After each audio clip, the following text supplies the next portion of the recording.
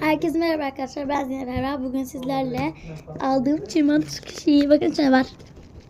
Hadi bakalım. Hadi bakalım açalım. Bakın kutusu daha açılmıyor. Açamıyorum. Daha açılmadı yani. Yalan söylemiyorum. Etiketini çıkarttım. Alırken yırtılmış. Yalan bence. Neyse. Hadi bakalım arkadaşlar. Açıyorum.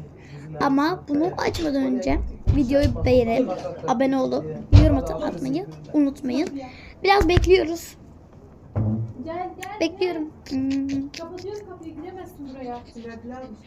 Hadi bakalım. Süna bu. Evet arkadaşlar hemen açıyorum. Arkadaşlar onun olduğu için ben ağladım yok. Arkadaşlar bana alındığı için bu ağladım. Neyse arkadaşlar hadi bakalım açalım. İnşallah pembesini çıkar. Ya da sarı. Gel hadi. Heyecanlıyım 3 2 bismillah. Git İsmet dedenin yanında otur. Oturur mu kız hocam? Şimdi oradan bir başına hiç çıkar. Ya TikTok çekiyor bu da, ne çekiyor? Gel buraya. Çok güzel. Bay bay. Çekip de Gel oraya lan. İsmet abi konuştuğumuz hep. Gel buraya.